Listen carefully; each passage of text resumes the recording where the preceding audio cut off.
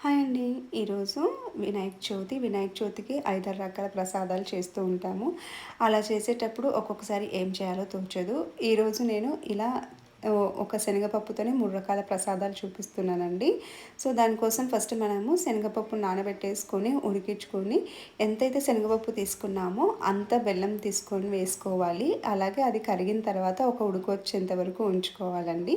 ఇలా బాగా ఉడికి వచ్చిన తర్వాత దీన్ని పక్కన పెట్టుకొని చల్లగా కానివ్వాలి. కొంచెం గోరెచ్చగా ఉన్నప్పుడే మనము మిక్సీ జార్‌లో వేసేసుకొని స్మూత్‌గా పేస్ట్ పట్టేసుకుంటే మనకు పూర్ణం అనేది రెడీ అయిపోతుందండి. వన్స్ మనం పూర్ణం రెడీ చేసామంటే మనం 3 రకాల ప్రసాదాలు ఇందులోనే చేసేయొచ్చనమాట ఈ పూర్ణంతోనే. సో, ఇప్పుడు ఇలా మిక్సీ పట్టుకున్న పూర్ణాన్ని ఒక బౌల్‌లోకి తీసుకొని పక్కకు పెట్టుకున్న తర్వాత నేను ముందే మైదా పిండేసుకొని ఓలిగకు కావాల్సిన రీతిలో పిండి కలిపేసుకున్నానండి. ఓలిగ అంటే కొంతమంది భక్షాలని కూడా అంటారు. సో, అలా ఈరోజు దేవుని కోసం ముద్ద భక్షాలే చేస్తున్నానండి. అవైతే త్వరగా అయిపోతాయి కాబట్టి.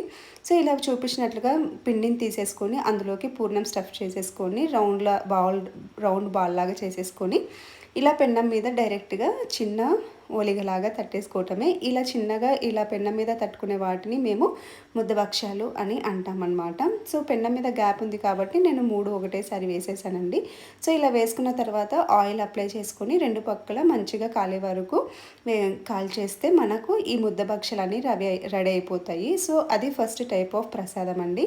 ఇప్పుడు నేను గోధుమ పిండిని కూడా నానేసుకున్నాను. యాక్చువల్‌గా అయితే కుడుములు మైదా పిండితో కూడా చేసుకోవచ్చు.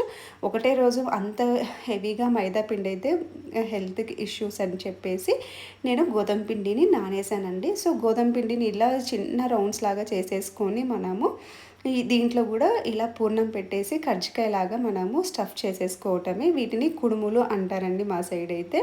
సో, ఇలా పూర్ణం పెట్టిన వాటిని కుడుములు అంటారు. సో, వీటిని కూడా రెడీ చేసేసుకొని మనము ఆయిల్‌లో డీప్ ఫ్రై చేసేసుకుంటే కుడుములు కూడా రెడీ అయిపోతాయండి. సో, పూర్ణంతో ఇవి రెండో రకం ప్రసాదం అనమాట. సో, అన్నీ కూడా చాలా సింపుల్‌గానే ఉంటాయండి. ఒక శనగపప్పుతో పూర్ణం అనేది రెడీ చేసుకుంటే ఇవన్నీ కూడా చాలా సింపుల్‌గా చేసేసుకోవచ్చు. సో, వన్స్ ఇవి ఫ్రై అయిపోయిన తర్వాత వీటిని పక్కన పెట్టేసుకోవాలి.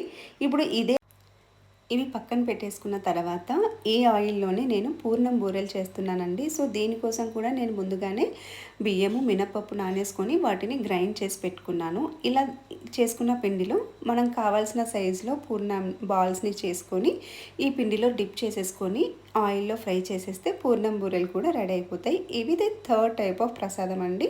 3 రకాలు నచ్చాయి కదూ మీకు?